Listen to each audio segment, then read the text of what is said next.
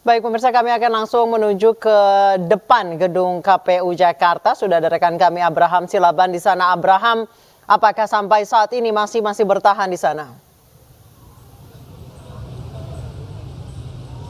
Masih, Anissa Dasuki.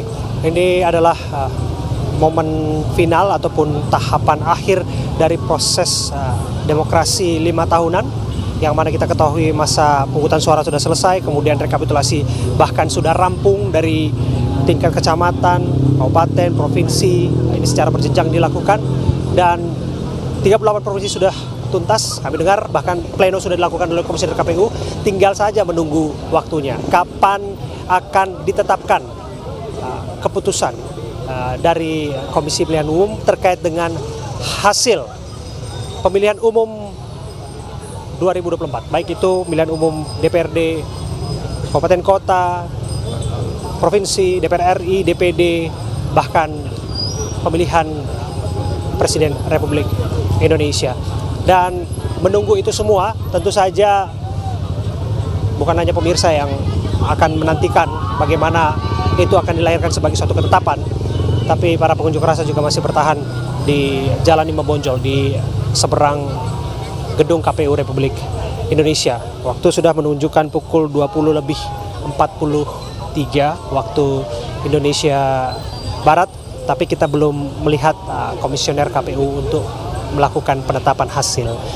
Kami ingin ajak Anda ya pemirsa untuk melihat suasana terkini di sini. Saya mulai dari arus lalu lintas dulu. Ini barangkali informasi yang bisa membantu pemirsa yang akan melintas dari jalan di seputar Menteng ini ya. Di belakang saya ini adalah jalan dari arah Rasuna Said menuju ke jalan Hos Cokro Aminoto. Ini praktis satu-satunya jalan yang dibuka karena jalur di sebelah kanan alias jalur dari arah jalan Taman Suropati, saya ingin tunjukkan. Mohon maaf ya Pak ya. Sini. Nah di sana jalurnya ditutup dari arah Taman Suropati menuju ke arah Jalan Imam Bonjol. Begitu pula dengan sebaliknya dari Bundaran HI menuju ke Jalan Taman Suropati ataupun Jalan Diponegoro ya, lebih lurus lagi. Nah, itu juga ditutup. Rekayasa lalu lintas harus dilakukan oleh aparat kepolisian. Seperti yang bisa Anda lihat di sebelah kanan saya, mereka memastikan bahwa tidak terdampak secara berkepanjangan ya arus lalu lintas akibat aksi demonstrasi, aksi bertahan yang dipilih dan dilakukan oleh massa yang menyatakan dugaan kecurangan dalam pemilu 2024, dan mereka tentu saja menunggu penetapan hasil pemilihan umum yang akan dikeluarkan oleh Komisi Pemilihan Umum Republik Indonesia. Oh, ada ambulans lewat. Coba saya ajak Anda untuk geser ke lebih dekat lagi ya. Di belakang saya ini adalah barikade yang berdiri kokoh. Memang skadarnya demikian. Ada kawat duri untuk memastikan ada sekat ya antara pengunjuk rasa dengan petugas yang mengawal KPU menjalankan tugasnya. Ada 5.000 personil gabungan kami dengar dari TNI Polri yang diterjunkan di setiap titik ini, termasuk juga kendaraan taktis, ada kendaraan pengurai massa, dan bahkan ya yang saya ingin tunjukkan kepada Anda, kelihatannya water cannon ya sudah disiapkan untuk mengantisipasi hal-hal yang tidak diinginkan terjadi. Andai kata ada eskalasi yang sewaktu-waktu bisa terjadi. Tapi kami masih melihat ya, ini beberapa petugas yang terus berjaga di sekitaran ini untuk memastikan semuanya berjalan dengan tertib dan aman. Saya juga melihat ada ibu-ibu yang masih duduk di sini, coba kita tanya ya. Dari tadi mereka dari pukul 2 siang mereka duduk di sini. Sebentar, dengan Ibu siapa Bu? Miss Laini. Ibu Miss Laini? Iya. Oke. Bu, ini Ibu dari satu dari sekian ibu-ibu yang saya lihat. Bahkan tadi saya ngelihat ada bapak-bapak yang tidur di sana, Bu. Capek juga Bu ternyata, Bu. Bu, Ibu bisa cerita bertahan di sini ini kan sewaktunya udah bubar lah harusnya, Bu. Iya. Tapi kenapa Ibu pilih untuk bertahan? Informasi dari kawan-kawan kan bahwa pengumumannya jam 10.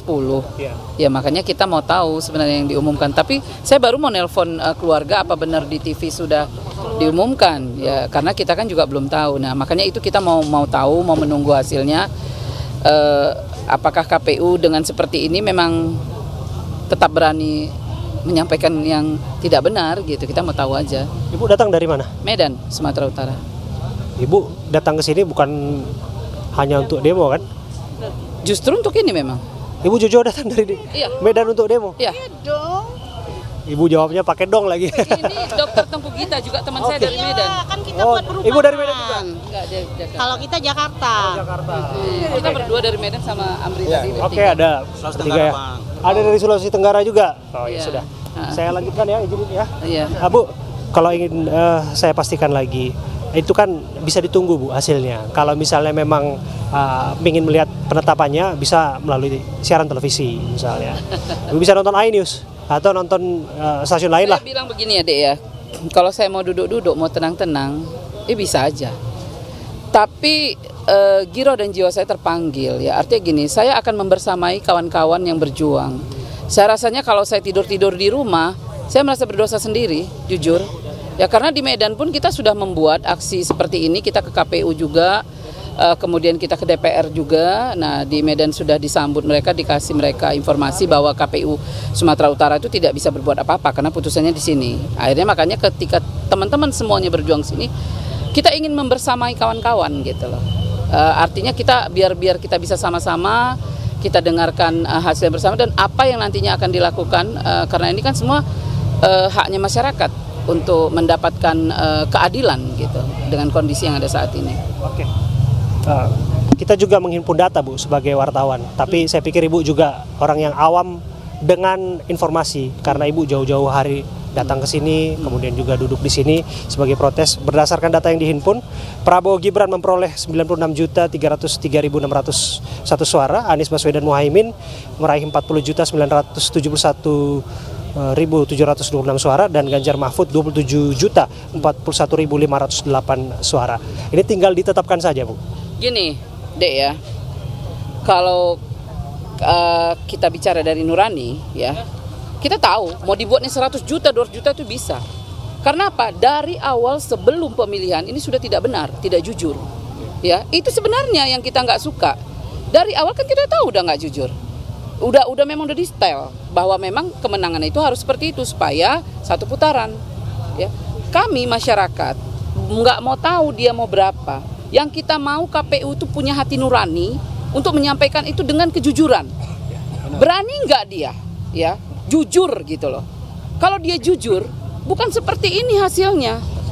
Ya, karena kita juga tahu, kita juga lihat kalau memang dibilangnya ini real count, yang main IT mereka, yang ngatur mereka, yang nyetel kepala desa untuk ditakut-takuti, awas kalau memang enggak ini ya. Saya punya loh datanya karena saya punya kawan-kawan yang kepala desa. Dia enggak ke bawah, dia kepala desa. Kalau kau enggak bisa menangkan di sini, dana yang 1M itu di ini. Dia ancam-ancam.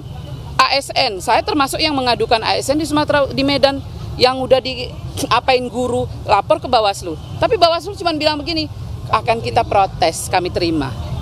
Apa itu gitu? Tapi kalau memang misalnya, oke, ini pesta demokrasi. Kalau Jokowi dan kroninya jujur, ya, untuk 02 jujur, kita nggak masalah kalau menang.